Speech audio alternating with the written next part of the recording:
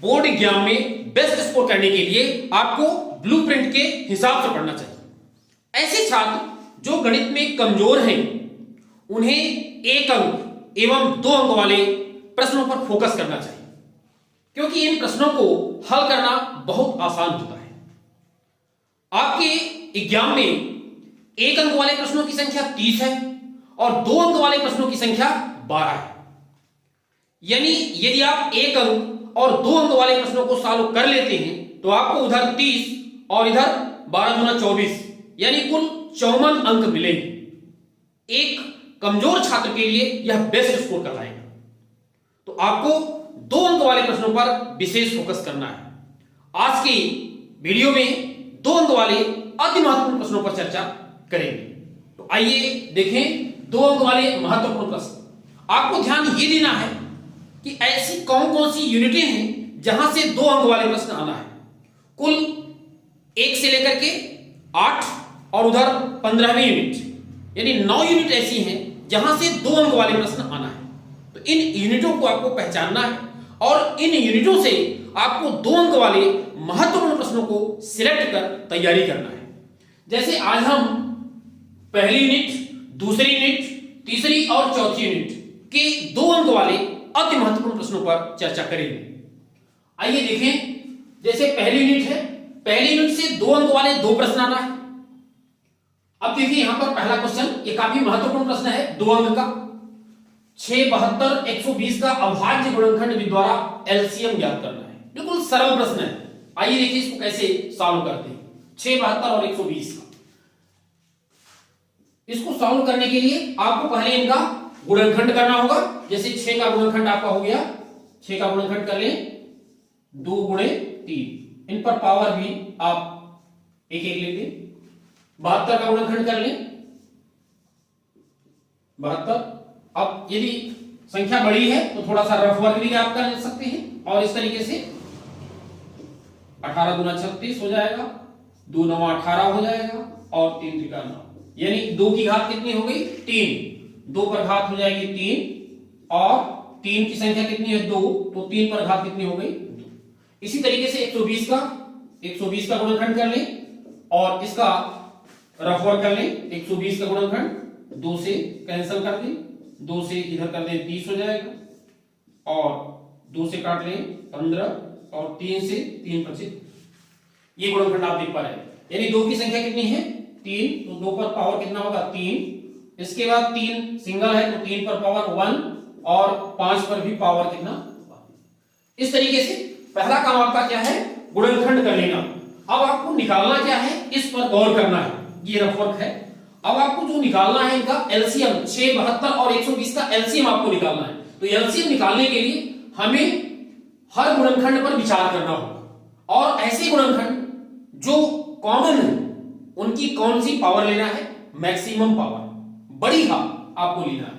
जैसे अब यहां पर यूज करें एलसीएम ऑफ 6, 72 और 120। एलसीएम कैसे लिखेंगे, अब देखिएगा जैसे 2 है तो 2 पर पावर 1, 2 पर पावर 3 और 2 पर पावर कितना यहां पर 3। तो इसमें मैक्सिमम पावर कौन सी है उस पर ध्यान देना है आपको। तो 2 पर घात कितना 3, ये मैक्सिमम पावर है। यानी ऐसे गुणनखंड जो तीनों में है या 2 में है, ऐसे गुणनखंडों का आपको मैक्सिमम पावर लेना है। 3 जैसे है ये भी तीनों में है तो आपको मैक्सिमम पावर लेना है। तो मैक्सिमम पावर ये है, यानी यहां पर क्या ले लेना है आपको। इसके बाद ये एक ऐसा गुणनखंड है जो केवल 120 में है, इनमें नहीं है, तो उसको भी तो आपको लेना ही है। और इस तरीके से मतलब कोई भी गुणनखंड आपका एलसीएम में छूटता नहीं है, हर गुणनखंड लेना है। और ऐसे गुणनखंड जो कॉमन है, 2 में आए हैं या तीनों में आए हैं, उनका आपको वो वाला पावर लेना है जो मैक्सिमम। और इस तरीके से इनका आप गुणा कर लीजिए। ये हो जाएगा 2 घात 3 है, 2 दूना 4 दूना 8 यहां मिल गया, यहां 3 त्रिका 9 हो गया और यहां 5, तो 8 9 72 पंचे 360। ये इसका आंसर एलसी। तो इस तरीके से छोटे छोटे प्रश्न हैं, इनको आप सॉल्व कर लें। अब देखिए अगले क्वेश्चन की तरफ चलते हैं। एचसीएफ दिया हुआ है 306 और 657 का 9, एलसीएम आपको फाइंड करना है। यानी 2 संख्याएं हैं और उनका एलसीएम दिया हुआ है और आपको एचसीएफ निकालना है। अब इसमें कौन सा फार्मूला लगाएंगे, फार्मूला कौन सा लगेगा, देखिए दूसरा क्वेश्चन, HCF इंटू LCM बराबर दोनों संख्याओं का गुणनफल। ये फार्मूला है, इसको आप तैयार कर लीजिए। इस फार्मूले को, दोनों संख्याओं का गुणनफल, इस फार्मूले को आप रेडी करिए। HCF गुणे LCM, तो HCF कितना दिया हुआ है 306 57 का 9, तो यहां पर आप HCF के स्थान पर क्या लिखेंगे 9, और आपको LCM निकालना है। LCM किसका 600, 306 और 600, 306 और 657। ध्यान दें, दोनों संख्याओं का गुणनफल, संख्याएं यही है 306 और 657, तो यहां पर दोनों को आप इस तरीके से लिख दें 657। अब आपको जो फाइंड करना है ये है, यानी 9 का आपको क्या करना है ट्रांसफर, तो आप LCM निकाल लें। LCM 306 657 बराबर 306 गुणे 657 डिवाइडेड बाई 9, यहां 9 से कैंसिल कर दें, और ये हो गया 9 3 27, 3 बचेगा 36, 9 चौक 36, यानी कितना हो गया 34 गुणे 657। इस तरीके से आप निकालें और गुणा कर लें, और ये गुणा आपका आ जाएगा 22 3 38। ये आंसर। 2 नंबर वाले क्वेश्चन की साइज बहुत बड़ी नहीं होती है, थोड़ा सा समझना होता है, एक टेक्निक लगती है, उस टेक्निक को आपको कैसे करना है। चलिए अब नेक्स्ट क्वेश्चन की तरफ चलते हैं। ये नेक्स्ट क्वेश्चन जो है आपका दूसरी रीट यानी बहुपद का है। तीसरा क्वेश्चन और चौथा क्वेश्चन ये बहुपद से है। तो द्विघात बहुपद ज्ञात कीजिए यदि शून्यकों का योग तथा गुणनफल क्रमशः -3 और 2, यानी शून्यकों का योग दिया है और शून्यकों का गुणनफल दिया है, आपको उस बहुपद को फॉर्म करना है, बनाना है, बहुपद का निर्माण करना है। तो ध्यान दें, इसमें हम क्या करेंगे, शून्यकों का योग यानी आपका जो दिया हुआ है अल्फा प्लस बीटा कहलाता है क्या, शून्यकों का योग, ये कितना दिया हुआ है -3, अल्फा प्लस बीटा -3 दिया है, और अल्फा इंटू बीटा यानी शून्यकों का गुणनफल ये दिया है कितना 2, ये 2 दिया हुआ है। अब इसके लिए फार्मूला डाल दीजिए, अल्फा प्लस बीटा क्या होता है, फार्मूला -b/a, -3 को -3/1 लिख लीजिए। इधर अल्फा इंटू बीटा के लिए फार्मूला डाल दीजिए क्या c/a, और इसको लिख दीजिए क्या 2/1। दोनों को आपको कंपेयर करना है।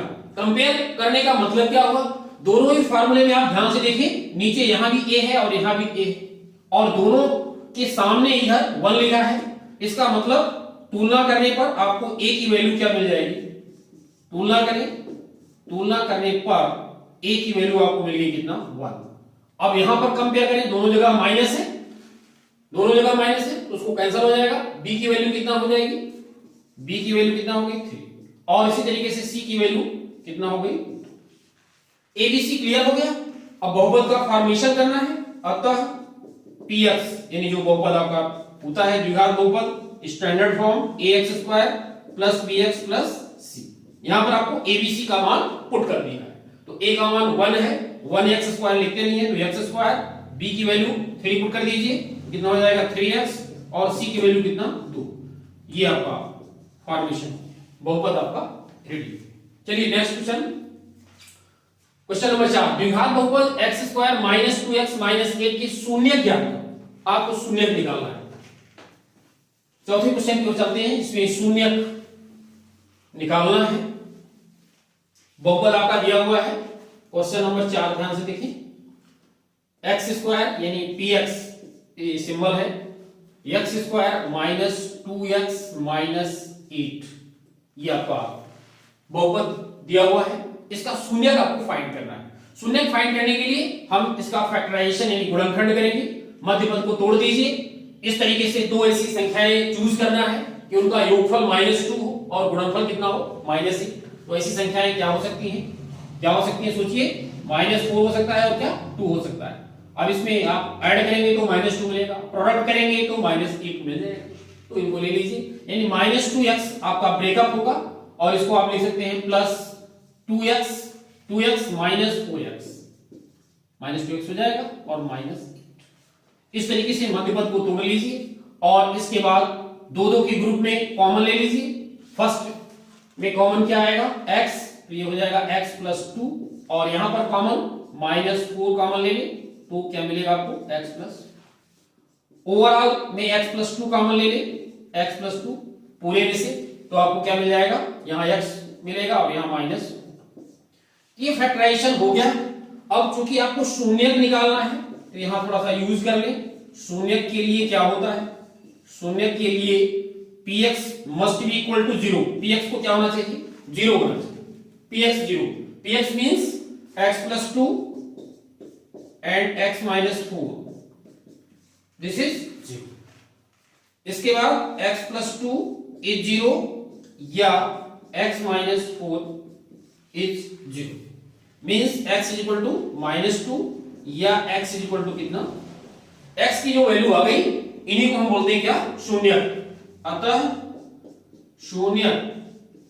शून्यक आपको मिल गए x बराबर क्या क्या, -2 और 4। ये आपको ध्यान देना है। इस तरीके से आप शून्यक फाइंड कर सकते हैं। और 2 नंबर के लिए बेहतरीन क्वेश्चन। अब देखिए नेक्स्ट क्वेश्चन, ये आपका जो क्वेश्चन है ये यूनिट 3 दो चर वाले रैखिक समीकरण युग्म का है।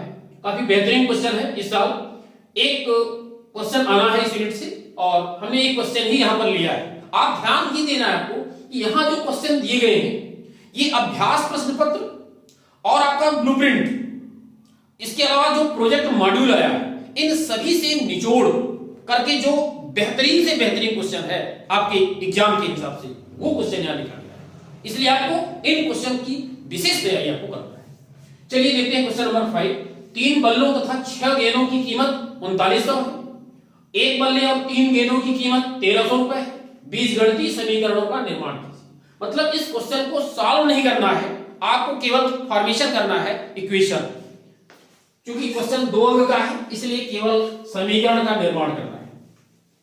इसके लिए आप क्या करेंगे, सबसे पहले आप क्वेश्चन को पढ़िए और क्वेश्चन में जो समझ में आता है कि बल्ला है और गेंद है तो एक बल्ले की कीमत और एक गेंद की कीमत आप मान लीजिए। क्वेश्चन नंबर 5 है तो मान लिया कि एक बल्ले की कीमत x रुपए, x मान लीजिए। इसी तरीके से तथा एक गेंद की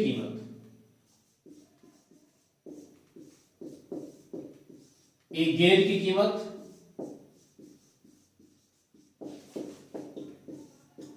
y मान, राइट। प्रश्नानुसार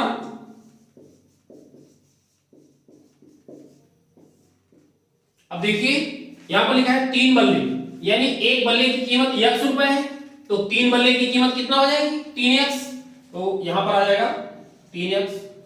इसके बाद 6 गेंदों की कीमत, 3 बल्ले तथा 6 गेंदों की है। अब 6 गेंदों की कीमत निकाल ले। एक गेंद की कीमत y है तो 6 गेंद की कितनी हो जाएगी, 6y।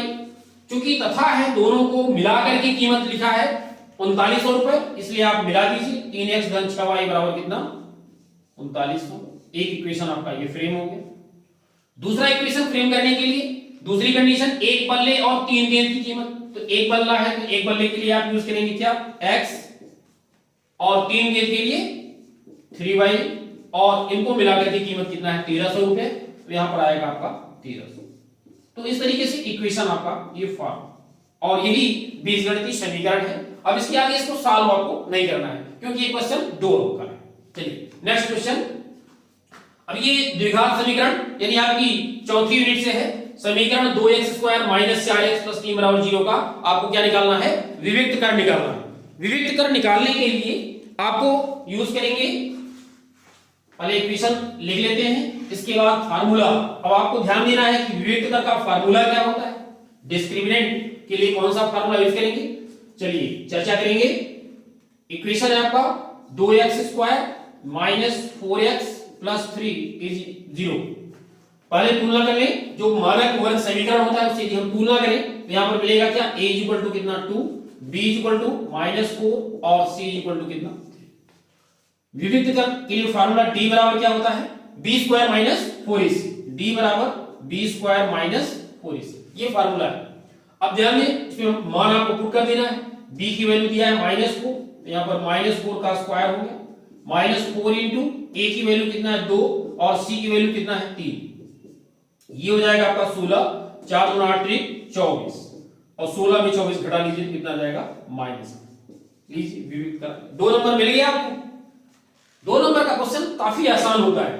अब ध्यान दें लास्ट क्वेश्चन आज का, द्विघात समीकरण में k का ऐसा मान ज्ञात कीजिए कि उसके 2 बराबर मूल हो।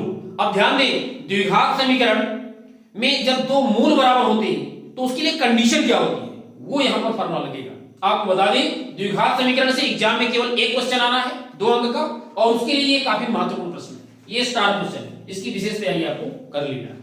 तो आइए देखें इसको कैसे सॉल्व करेंगे, कौन सी कंडीशन इसमें लगेगी। Question number 7,